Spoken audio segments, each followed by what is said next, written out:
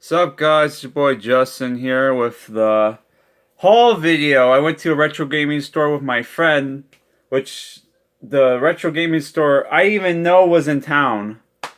Because I googled like retro gaming stores in my town, video game stores, vintage game stores, every term I could think of, and this store never showed up. But apparently, my friend found it. Well, actually, I told him about it, but from a GameStop employee. But I had no idea this store was. I thought it was new. I didn't know it was been around for 3 years. Which the store turns out it sucked anyway. But I did pick up some decent stuff there. But yeah, but the main focus of this video is my review for Boogiepop Phantom, which I thought they had at the mall. Turns out they didn't have it, so I don't have a visual cue for you for this review. And, it's better if I don't, because some people are dumbasses, idiots, that I'll have like a visual cue, like, hey, I know this is only volume 1 of Soul Taker, but I watched the rest of the show online, I'm going to review it now. They'll see that's volume 1, not listen to what I'm saying, and think I'm reviewing the show based off the first volume. No, I watched the whole crappy piece of shit show that you enjoy. It is fucking trash. I don't care if I'm swearing within the first 20 minutes. It fucking sucks. So the show came out in the year 2000, 12 episodes. 12 episodes. It's animated by Madhouse. And it's based off a light novel series, which you can tell, by the way, from the crappy structure of the show. Which the show, if I were to tell you what it's about, it would sound cool. But keep in mind, the premise of the show is the B plot. The main fucking focus of the show is each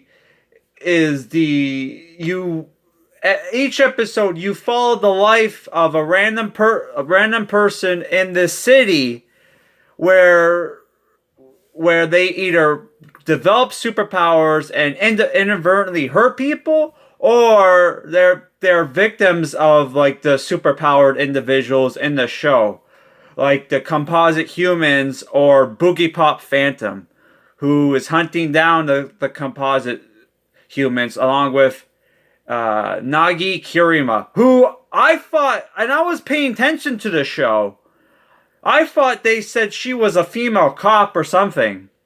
And that's why she was getting visited by that detective guy.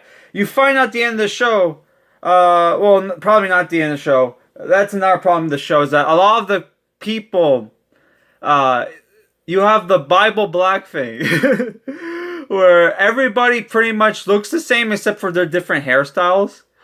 So like everybody, it's hard to tell the different characters apart.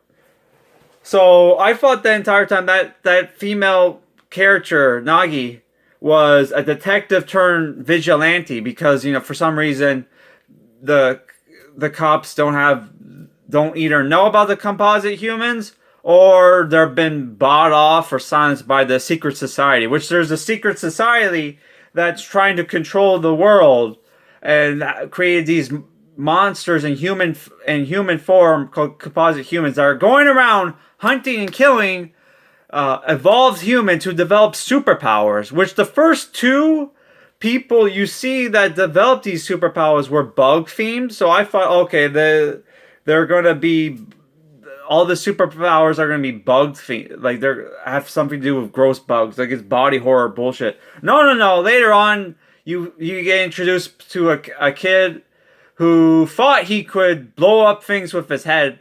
Turns out it was his sister. So, like, how the hell did he not know that he didn't actually have that power when it was his sister that did it? That was a really stupid fucking episode, by the way. That fucking reveal. Because then that means, like, that time he took his sister out to blow up the cat that he found. It was actually her that blew up the cat. And she was shocked. So it was like, that was so fucking dumb. There's going to be spoilers, by the way. Which the show, it's one of those shows where after watching the first 4 episodes, I thought, hey, I should probably be taking notes, right? To figure out what the fuck the show is about. Turns out they spoon feed you the plot in episode 5. which that was a decent episode, but like holy fuck, man. Like that, like they just spoon feed you everything, and most of the action scenes in the show are, I swear to God, are in flashbacks. And the entire time, I'm expecting the last episode to be good. I was hoping, okay, are we gonna get to see the episode where we see the whole start of the conflict? Because there was this whole thing where, you know, Boogiepop Phantom and this composite human Manticore are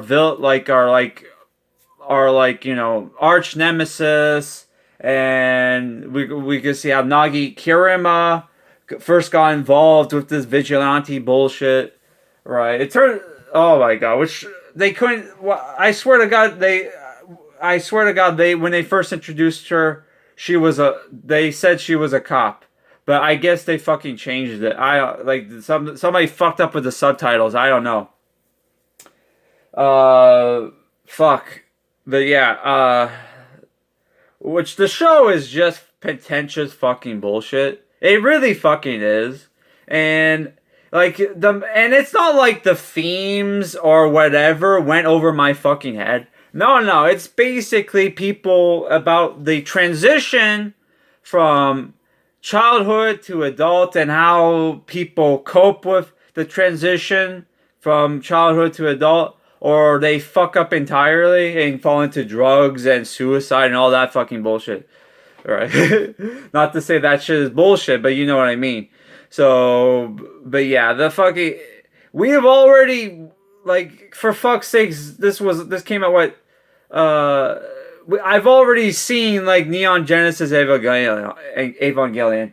Like, there are shows that can do what this show does, like this show, where it does what the show is doing with the whole structure, where you don't follow the main characters, you follow the main characters are actually recurring side characters, and you follow a random person in each episode, right?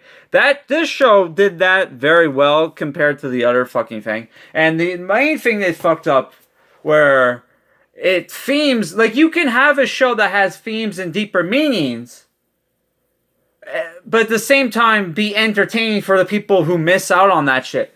Ghost in the Shell is a perfect example for that. Like, fuck's sakes, man. This show, and obviously Evangelion, there's lots of shows. Ergo Proxy, I couldn't tell you what the fuck Ergo Proxy was about. Something to do with identity, obviously. But it was still a fun, entertaining show. Yeah, it was dark, depressing. Like, this basically, like, Boogiepop Phantom is basically just emo. Like, an emo Twin Peaks, basically. Which, I don't want to hear nothing from no dumbass fanboys. Like, Twin Peaks was a huge thing in Japan. It was obviously inspired by Twin Peaks, but you know, especially with the whole like serial killer subplot and everything. Yeah, but like, holy fuck, dude! Like, this show, man, it's just pretentious bullshit. Like, you liked it because you were a teenager and it was the first fucking deep fucking show that tried to be deep that you enjoyed or whatever. That's probably why. But yeah, I could rant for days on this fucking show. But I am not going to, because I gotta walk my dog. I have a fucking life, so this show fucking sucks. 4 out of 10. Okay. Now let's go on to what I picked up from the video game store. Oh, I also picked up some manga, but I'm going to show that in my graphic novel haul.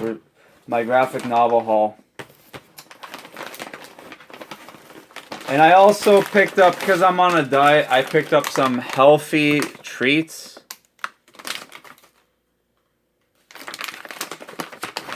These are like vegan and dairy free. So that I can enjoy for Halloween. Though that's only if I hit my goal, which I am 4 pounds away from hitting my weight loss goal. So holy fuck. But yeah, I'll show you the games I picked up from the retro gaming store that I went with my friend, which was fun. But yeah, I'm spending way too much money on bullshit. And one of the games I forgot. I'll go get it. Yeah, I went to go get it. It was still it was a DS game that I left in my DS because I wanted to try it. But yeah, I'll show you the games I got in order. Right, at least from the order I remember. Which me and my buddy were talking about this game, which is Spec Ops: The Line. I paid $20 for this. Resident Arc did a video on this. This game is pretty famous for having like probably the best single player story mode in first person shooter. Not first person. I think this is third person actually. Basically in a war game. So hopefully you can't hear the background noise, but it is, you know what it is. But yeah. So I picked it up for $20. This I picked up for $7, which is the Aragon game, which looks not bad. Looks not bad. Yeah, I like the movie. I still haven't read the book because I heard the book sucks. But you know, I like the movie. The movie is basically a fantasy version of Star Wars, which there's lots of different fantasy series, but that done Star Wars that are better than Aragon, like the Sword of Truth series. But yeah. I also picked up some Western RPGs, if this is Western RPG. Although this one is Bound by Flame by Spiders, the developers of what was that fairy game? Mars Warlogs, Technomancer, Greedfall. This game, which I originally downloaded this on the free Xbox 360. I can't remember how much I paid for that. I bought that, I think, on launch. But I saw this for $11, and I'm like, oh yeah, I'll play on PS4. Maybe it'll have better graphics. But yeah, apparently this game is like only takes 20 hours to beat, and I'm like, Jesus Christ. I probably was really close to beating this game then. Which I originally first bought this game because it looked like Dragon Age, basically. But holy fuck, the game shows its cheapness at times. Like, you get ambushed by this elf who turns out to be an ally, but he ambushes you, and he pops out out of nowhere pointing a bow at you, and he's like, I could have killed you from 100 feet away or whatever. And it's like, oh yeah, that's not why you chose like till you were like 2 feet in front of us to pop out. It's like where your bow probably would be kind of useless, especially since like the one guy had armor on. So unless you got, yeah, so it was so stupid that scene, but yeah. Good game. It's kind of hard from what I remember. Yeah, so I've also picked up Dungeons and Dragons Dark Alliance. I was hoping this game came out for PS4. If it did, they didn't have it. Which is published by Wizards of the Coast. Put out more RPGs, Wizard. Jesus Christ. Make some more RPGs for F's sake. But yeah, this was like, I guess, the remake of Dark Alliance, but you get to play as the characters from the R.A. Salvatore series, the Driss, the Legend, or whatever. Yeah, I picked this up. I'm probably going to pick up a PS5 soon, but I'm probably going to wait till November. I don't know. We'll see. Yeah, I also picked up Death and Request. This is a European copy. I paid $30 for that game. This game I paid, like, I can't even remember. I think it was $60. I only picked it up because they didn't have a lot of JRPGs there. And, you know, I mostly collect JRPGs, so even though I have no interest in playing this game, I picked it up anyway, because I'm like, it felt like it would have been a waste if I had it. So I did, even though I have, like, next to no interest in playing this game, even though I do hear the story is good. Eric Landon says the story is really good, so Eric, I hope you're not pulling my leg, but yeah. Have I ever played a bad game that he's recommended? I don't know, but because most of the games that he recommends that I'm interested in are games that are like he kind of doesn't like, but aesthetically they look cool to me. You know what I mean? Then again, he did recommend Brave Story, and Brave Story was a good game. So yeah. Yeah, the only other JRPG I picked up there was Children of Mana, which I paid $15 for, which is a dungeon crawler RPG. I need to review more Mana games, man. But yeah. They didn't have it in box, which if they had it in box, it would have been a lot more expensive. So yeah. Oh, and I also picked up another game from the mall, but I left it upstairs. But I did pick this up, which was Silent Hope Day 1 Edition at the mall, which looks cool. And then you look at the back, and it looks like if you look at the graphics, it looks like a 3DS game. So I'm like, oh crap. But I don't know. It was $60, and that's a good deal for a $60 game. But it looks like they wanted that ESG money. So here's the game. Okay. It's like it kind of reminds me of the Ferreira Corporation games, where it's like you gather a party and you explore. Like, so this is like a CD, and here's the art of Silent Hope. Why couldn't, I don't know. Some of these characters, I can't tell if they're boys or girls. Like, I thought that was a girl, but that's obviously a guy. But that one, I have no idea. The rest look like girls, except for him, obviously. So, oh, that's a guy. He's the king, I guess. Gender male. Gender female. Okay, they tell you the genders. That's good. Adventure, Jacko. Oh, they even tell you who voiced them? Okay. The chibi character art's a girl. She's a swordsman, okay. The rogue, why she's dressed like a maid for the perverts, I guess. Oh, he is okay, this is a guy.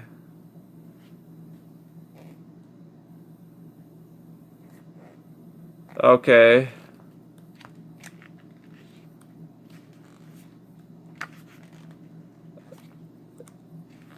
There's the party members, the fighter. He's a base camp job atelier. Male, the caster.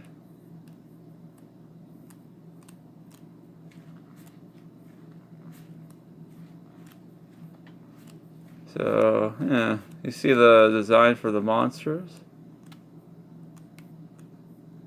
That's what I hate about the chibi art style in these 3D games. It's just like, it's hard to tell people's, like, oh, you fight a mech?